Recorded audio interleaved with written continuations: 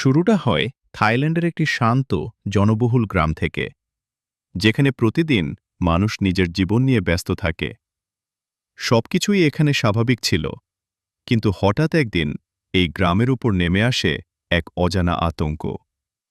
গ্রামের আশেপাশে প্রতিটি ঝিলে দেখা যেতে শুরু করে অদ্ভুত ও রহস্যময় কিছু, যা একা একে গায়েব করে নিচ্ছে মানুষ, এমনকি গ্রামের সব পশুদেরকেও। কিন্তু সবচেয়ে ভয়ের বিষয় হল, এই জিনিসটা আসলে কি সেটা কেউ জানে না। একদিন এই গ্রামে শুরু হয় মুষলধারে বৃষ্টি, আর ঠিক তখনই আমরা দেখতে পাই এই লোকটাকে, যে নিজের বাড়ির কাছে থাকা ছোট্ট একটি ফার্ম হাউজে কাজ করত। কিন্তু এত বৃষ্টির মাঝেও সে বেরিয়ে পড়ে মাছ ধরতে। আসলে তার কাছে এটা একটা সাধারণ দিন, কিন্তু তার স্ত্রী তাকে থামানোর চেষ্টা করে। সে বলে, এত বৃষ্টির মাঝে ঝিলি যেও না।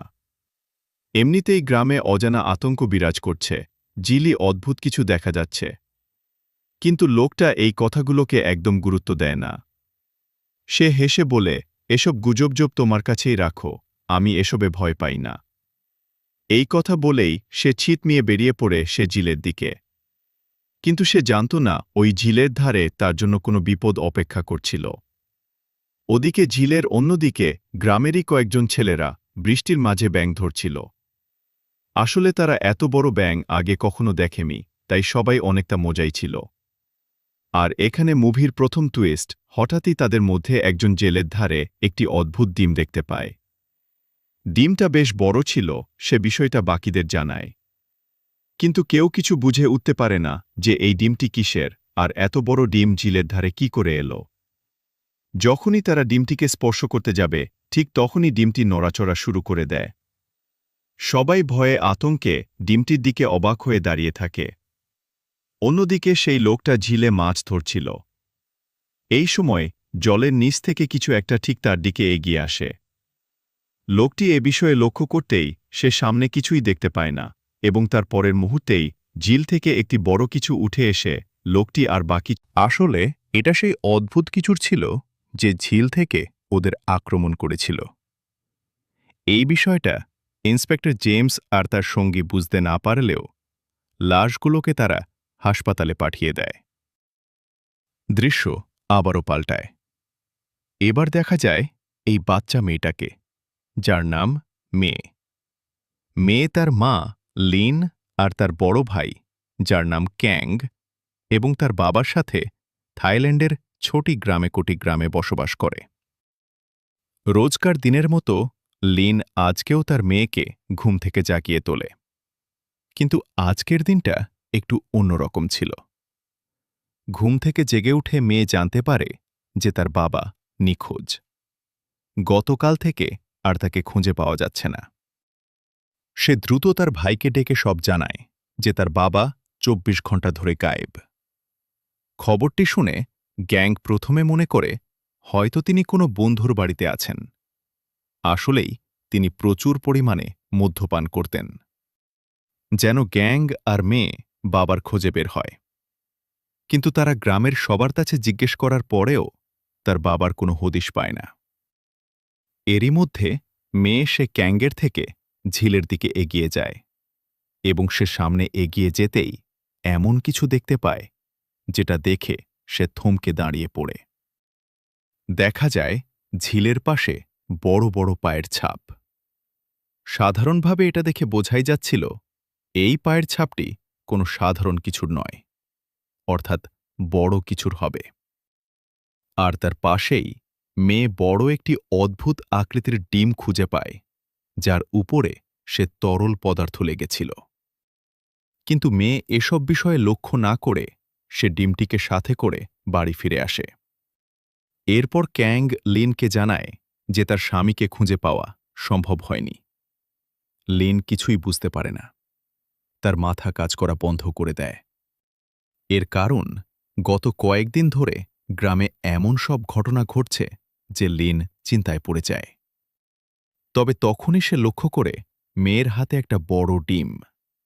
এটা দেখে সে আবারও থমকে যায়। লিন তাকে ডিমটি সে যেখান থেকে পেয়েছে সেখানে রেখে দিয়ে আসতে বলে। কিন্তু মেয়ে সে কোনো মতেই রাজি হয় না।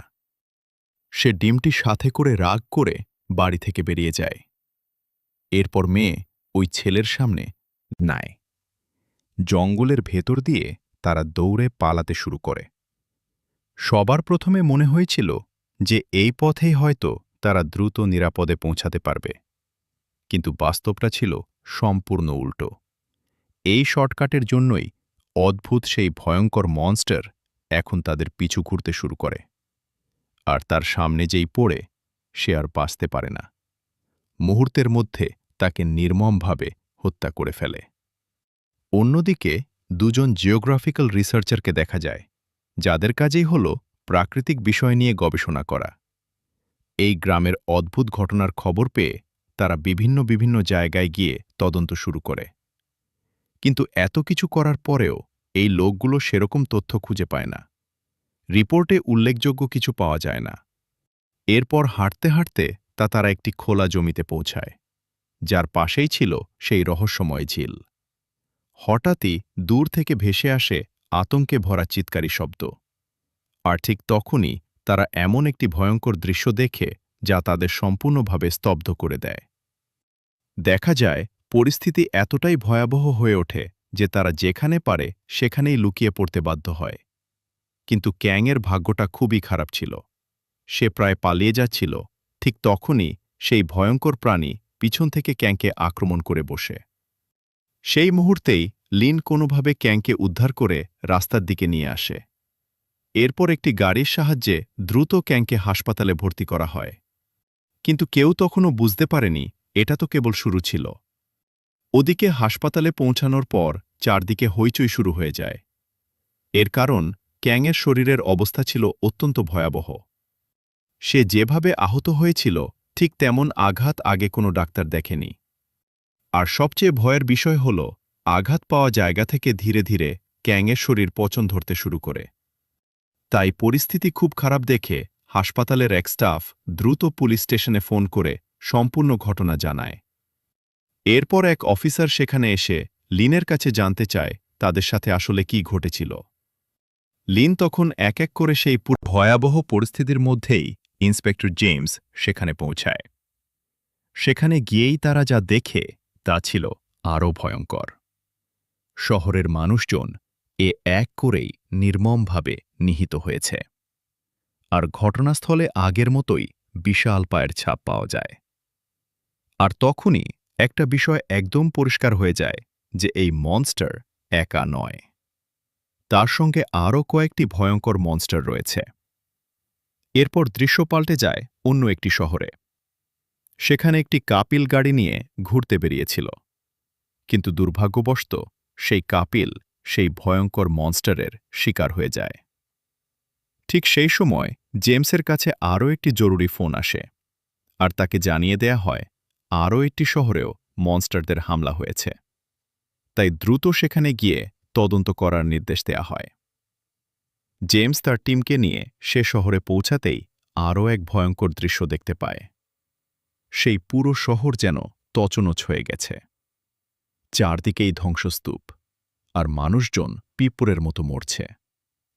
এই বিশৃঙ্খলের মাঝেই অফিসার সবাইকে নিয়ে জরুরি মিটিংয়ে বসে।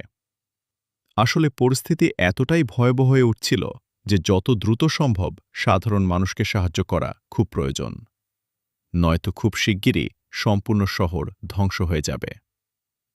কিন্তু তল্লাশি করতে গিয়ে তারা একটি অদ্ভুত বিষয় লক্ষ্য করে। যে শহরগুলোতে হামলা হয়েছে প্রত্যেক শহরের পাশেই ছিল একটি বড় ঝিল। আর সবচেয়ে ভয়ের বিষয় হল সেই প্রত্যেক ঝিলের ধারে একটি রহস্যময় ডিম পাওয়া যায়। অর্থাৎ এখন বিষয়টা প্রায় পরিষ্কার ছিল। মনস্টারগুলো শহরের চারপাশে ছড়িয়ে অবস্থান করছে, তাই সবাইকে সব সময় সতর্ক থাকতে হবে। এবং এটাও স্পষ্ট হয়ে যায় সম্ভবত এই ভয়ঙ্কর প্রাণীগুলো ঝিলের গভীরেই বাস করে। তবে সবচেয়ে অদ্ভুত বিষয় হল অন্য জায়গায়। যত মানুষ মারা যাচ্ছিল মনস্টারগুলো কাউকে পুরোপুরি খেয়ে ফেলছিল না, বরং তারা মানুষের মধ্যে ভয় ছড়িয়ে দিচ্ছিল। আর এর পেছনে ছিল একটি ভয়ঙ্কর কারণ, যা সত্য আমরা জানতে পারব গল্পের একদম শেষের দিকে। এদিকে ঝামেলায় জড়িয়ে পড়ত, তাই বাধ্য হয়ে জেমস স্কুলে যায়। সেখানে গিয়েই দেখা যায় এবারও প্যাম তার বান্ধবীদের সঙ্গে মারামারিতে জড়িয়ে পড়েছে। জেমস কোনো মতে শিক্ষকদের বুঝিয়ে সে প্যামকে নিয়ে স্কুল থেকে বেরিয়ে আসে। কিন্তু সবচেয়ে বড় ভুলটা সে তখনই করে যখন নিজের মেয়েকে বাড়িতে না রেখে সে তাকে নিজের সঙ্গেই কাজে নিয়ে যায়। ওদিকে হাসপাতালে একের পর এক আহত মানুষ ভোট হতে থাকে, যারা সবাই মনস্টারের আক্রমণের শিকার হয়েছিল। একসময় ক্যাংয়ের জ্ঞান ফিরে আসে, কিন্তু জ্ঞান ফেরার পর থেকেই সে অদ্ভুত সব বিজেন্স দেখতে শুরু করে। সেই বিজেন্সে সে দেখতে পায় মেয়ে এখনো বেঁচে আছে, সে মারা যায়নি, বরং সেই ভয়ঙ্কর পানির হাত থেকে বাঁচতে জঙ্গলে ঝোপের আড়ালে লুকিয়ে রয়েছে। আর সবচেয়ে অদ্ভুত বিষয় ছিল যে ক্যাং সেই মনস্টারের উপস্থিতি অনুভব করতে পারছিল, মানেই সেই মনস্টারটা কোথায় আছে সেটা সে স্পষ্ট দেখতে পাচ্ছিল। এই বিষয়টা বুঝতে পেরেই ক্যাং দ্রুত একটি সাদা কাগজে লিখে লিনকে জানায় মনস্টারটা কোথায় আছে সে জানে। এরপর ক্যাং আর লিন হাসপাতাল থেকে পালিয়ে গিয়ে অফিসারদের সব শর্ত খুলে বলে। ঠিক তখনই ক্যাং অফিসার আর বাকিদের নিয়ে সেই জায়গায় পৌঁছে যায় যেখানে সেই ভয়ঙ্কর মনস্টারটি লুকিয়েই ছিল। কিন্তু সেই পানিটা ভেতরে ঘাপটি মেরে বসেছিল, তাই তাকে বাইরে বের করার জন্য ওই জায়গায় একটি বড় বিস্ফোরণ ঘটানো হয়। আর ঠিক তখনই সবার সামনেই এক ভয়ঙ্কর দৃশ্য ভেসে ওঠে। ঘন ধোঁয়ার ভেতর থেকে ধীরে ধীরে বেরিয়ে আসে একটি বিশাল সামুদ্রিক মনস্টার। কিন্তু তাকে আটকানো মোটেও সহজ ছিল না। বের হতেই মনস্টারটি এক এক করে সবাইকে আক্রমণ শুরু করে দেয়। চারদিকে আতঙ্ক ছড়িয়েই পড়ে, আর তবুও এই বিশৃঙ্খলার মাঝে সবাই সাহস করে এগিয়ে আসে এবং কোনো মতে বিশাল জালের সাহায্যে মনস্টারটিকে আটকে ফেলতে সক্ষম হয়। তবে ঠিক তখনই একটি ভয়ঙ্কর বিষয় সবার নজরে আসে। ক্যাংয়ের শরীরে অদ্ভুত কিছু পরিবর্তন দেখা দিতে শুরু করেছে। মনস্টারটিকে যখনই আঘাত করা হচ্ছিল, ঠিক তার বদলে ক্যাং ঝামেলায় জড়িয়ে পড়ত। তাই বাধ্য হয়ে জেমস স্কুলে যায়। সেখানে গিয়েই দেখা যায় এবারও প্যাম তার বান্ধবীদের সঙ্গে মারামারিতে জড়িয়ে পড়েছে। জেমস কোনো মতে শিক্ষকদের বুঝিয়ে সে প্যামকে নিয়ে স্কুল থেকে বেরিয়ে আসে। কিন্তু সবচেয়ে বড় ভুলটা সে তখনই করে যখন নিজের মেয়েকে বাড়িতে না রেখে সে তাকে নিজের সঙ্গেই কাজে নিয়ে যায়। ওদিকে হাসপাতালে একের পর এক আহত মানুষ ভোট হতে থাকে, যারা সবাই মনস্টারের আক্রমণের শিকার হয়েছিল।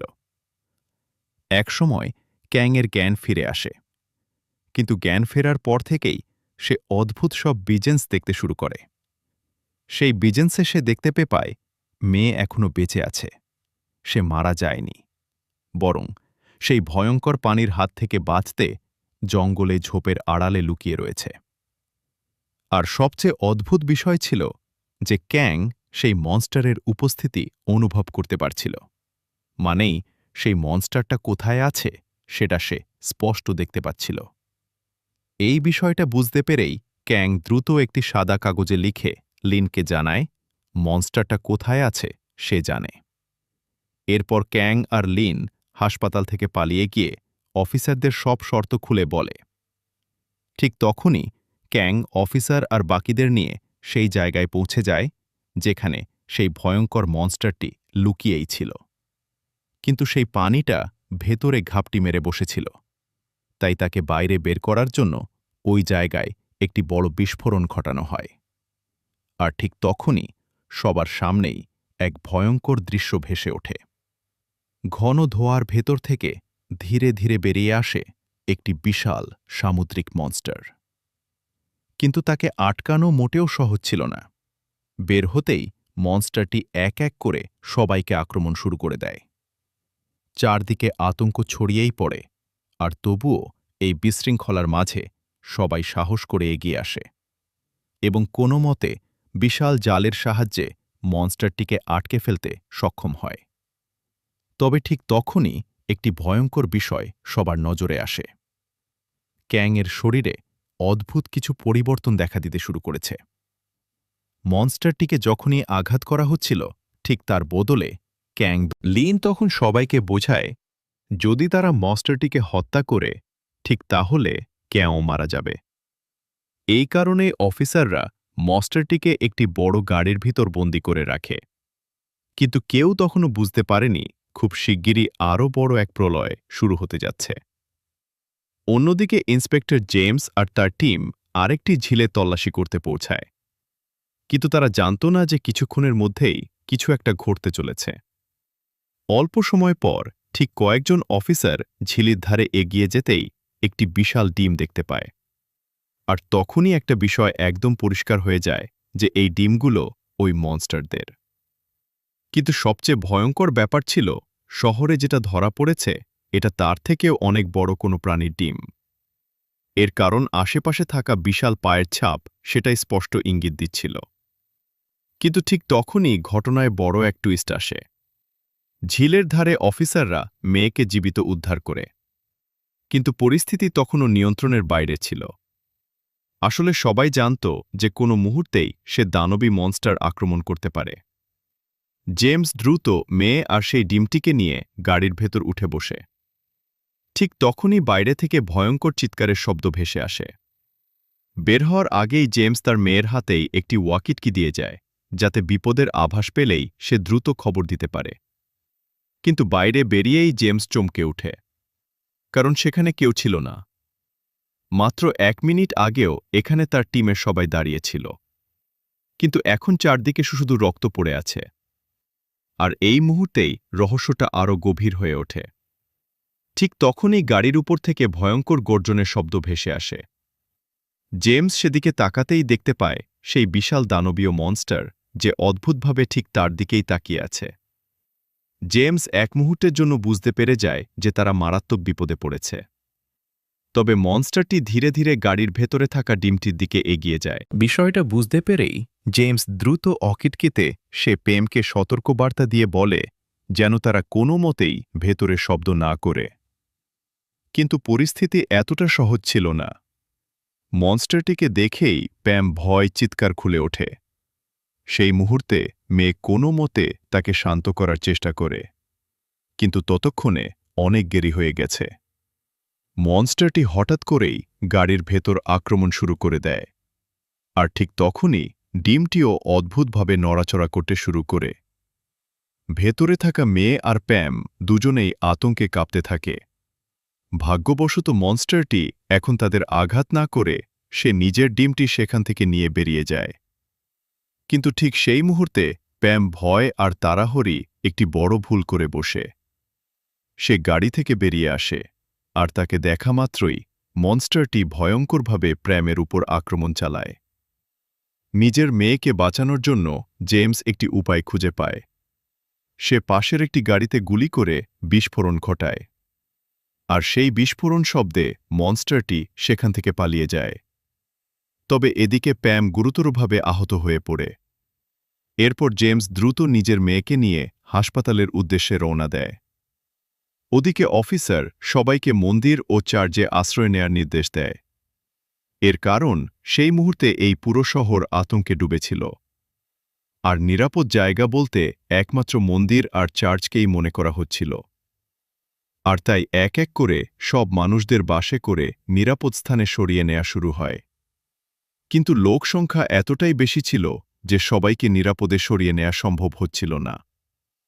এরই মধ্যে যে গাড়ির ভেতরে মশাটিকে বন্ধ করে রাখা হয়েছিল সেটি হঠাৎ করেই ভয়ঙ্করভাবেই গর্জন শুরু করে। ঘটনাস্থলে থাকা সবাই আতঙ্কিত হয়ে পড়ে। এর কারণ তারা ভালো করেই জানত শহরে শুধু একটিই নয়, একাধিক মনস্টার ঘুরে বেরোচ্ছে। আর ঠিক তখনই সেই গর্জনের শব্দ শুনে বিশাল দানবী মনস্টার সেখানে চলে আসে। এই দৃশ্য দেখে চারদিকে হইচই শুরু হয়ে যায়। মানুষজন জীবন বাঁচাতে যেদিকে পারে সেদিকে ছুটতে শুরু করে। কিন্তু সবচেয়ে বড় রহস্যটা তখনও বাকি ছিল।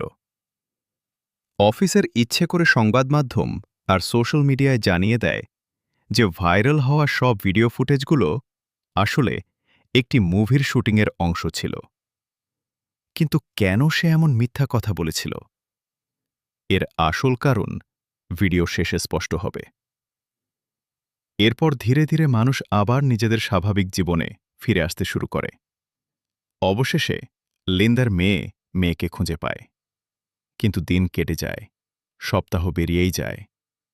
তবুও আর ক্যাং কখনো ফিরে আসে না। এমনকি সেই ভয়ঙ্কর মনস্টারগুলো সেদিনের পর থেকে রহস্যজনকভাবে গায়েব হয়ে যায়। এরপর কেটে যায় ৫টি বছর। আর এই সময়ের মধ্যেই জেমসের জীবন অনেকটাই বদলে যায়। সে আর আগের মতো ছিল না, নতুন এক জীবনের শুরুতে দাঁড়িয়ে। তবে সে এখনও অতীতের ভয়ঙ্কর স্মৃতি ভুলতে পারেনি। এদিকে মেয়েও অনেক বড় হয়ে গেছে। কিন্তু ধীরে ধীরে জেমস বুঝতে পারে এই ভয়ঙ্কর প্রাণীগুলো কোনো সাধারণ জীব নয়। আর তাই আসল সত্য জানার জন্য সে ওই এলাকার চার্চের ফাদারের সাহায্য নেয়। এর কারণ স্থানীয়দের বিশ্বাস ছিল এই ঝিল আর আশেপাশের জঙ্গলকে ঘিরে বহু পুরনো রহস্য লুকিয়ে আছে। এরপর ফাদার জেমসকে এমন কিছু তথ্য জানায় যা শুনে সে সম্পূর্ণ অবাক হয়ে যায়। ফাদারের মতেই বহু বছর ধরেই এই এলাকায় অদ্ভুত সব প্রাণীর অস্তিত্বের কথা শোনা যেত, কিন্তু মানুষ সেগুলোকে কেবল গুজব ভেবে এড়িয়ে গেছে। আর এখন সেই ভয়ঙ্কর প্রাণীগুলো আবার ফিরে এসেছে এবং তারা এই ঝিলের গভীর অংশেই লুকিয়েই থাকে। তো যাই হোক, এরপর থেকে জেমসের আচরণ ধীরে ধীরে বদলাতে শুরু করে। সে বুঝতে পারে মেয়ের সঙ্গেই এই রহস্যময় ঘটনার একটা না একটা গভীর সংযোগ অবশ্যই আছে। আর সেই সত্যটা জানার জন্য সে গোপনে মেয়ের উপরে নজর রাখা শুরু করে। সে প্রতিদিন স্কুলে যাওয়া থেকে শুরু করে বাড়ি ফেরার পথ পর্যন্ত অনুসরণ করতে থাকে। প্রথমে সবকিছু স্বাভাবিক মনে হলেও ধীরে ধীরে সে কিছু অদ্ভুত বিষয় লক্ষ্য করতে শুরু করে। মেয়ে প্রায় একা যেন সম্পূর্ণ হতবাক হয়ে যায়। এক মুহূর্ত দেরি না করে সে মেয়েকে হাতে নাতে ধরে ফেলে এবং জোর করে তার কাছ থেকে সত্যটা জানার চেষ্টা করে। কিন্তু ঠিক তখনই হঠাৎ করে সে মনস্টারটি বেরিয়ে এসে জেমসের উপর হামলা চালায়। ভাগ্যক্রমে সেই মুহূর্তে মেয়ে কোনো মতে জেমসকে বাঁচিয়েই নেয়। আসলে একমাত্র মেয়েই পারত মনস্টারগুলোকে শান্ত রাখতে। তবে তখন জেমসের মাথায় একটা জিনিসই ঘুরছিল: প্রতিশোধ। এর কারণ এই প্রাণীর কারণেই সে তার মেয়েকে হারিয়েছে। রাগ আর ঘৃণায় অন্ধ হয়ে জেমস বিস্ফোরণ ঘটিয়ে মনস্টারটিকে মেরে ফেলার চেষ্টা করে, কিন্তু শেষ পর্যন্ত সে সেটা করতে পারে না। আসলে তখন সে বুঝতে পারে যে প্রিয় মানুষকে হারানোর কষ্ট মানুষকে বুকে ভেতর থেকে বদলে দেয়, আর সেই দুঃখই কখনো কখনো আমাদের আরও হিংস্র করে তোলে। অবশেষে সব রহস্যের উত্তর খুঁজতে খুঁজতেই জেমস সেই গুহার ভেতর প্রবেশ করে। আর ভেতরে ঢুকতেই সে এমন কিছু দেখতে পায় যা দেখে তার পায়ের নিচের মাটি সরে যায়। দেখা যায় গুহার চারদিকে ছড়িয়েছিল সেই প্রাচীন যুগের অসংখ্য চিহ্ন ও নিদর্শন। সেখানে একটি বিশাল বুদ্ধমূর্তি স্থাপন করা হয়েছিল, যার সামনে বহু বছর আগে নিয়মিত পূজা পার্বণ করা হতো বলে মনে করা হচ্ছিল। কিন্তু সবচেয়ে অদ্ভুত বিষয় হল গুহার দেওয়ালগুলো। দেওয়াল জোড়ে আঁকা ছিল অসংখ্য রহস্যময় চিহ্ন। আর সেই ছবিগুলো দেখেই জেমস বুঝতে পারে এগুলো কোনো সাধারণ প্রাণীর ছবি নয়। এগুলো ছিল সেই ভয়ঙ্কর মনস্টারগুলোরই পতিত ছবি। ধীরে ধীরে দেওয়ালে সেই প্রাচীন ছবিগুলো থেকে একদম পরিষ্কার হয়ে যায় হাজার বছর আগেও এই প্রাণীগুলোর অস্তিত্ব ছিল। তবে সবচেয়ে ভয়ঙ্কর সত্যটা ছিল অন্য জায়গায়। সেই প্রাচীন যুগে এই গ্রামের মানুষ ওই প্রাণীগুলোকে দানব নয়, বরং গ্রামে রক্ষাকর্তা হিসেবে বিশ্বাস করত। আর তাদের শান্ত রাখার জন্যই এই গুহার ভেতর বিশেষ পূজা আর আচার অনুষ্ঠান করা হতো। এর কারণ স্থানীয়দের ধারণা ছিল যতদিন এই প্রাণীগুলো শান্ত থাকবে ততদিন এই অংশে রূপান্তরিত হয়েছে। আর সেই কারণেই শেষ পর্যন্ত তাকে আর কখনো খুঁজে পাওয়া যায়নি। তো আশা করছি সব বুঝতে পেরেছ। এই ছিল আজকের ভিডিও। ভিডিওটা কেমন লাগলো একটা লাইক আর কমেন্ট করে জানিও।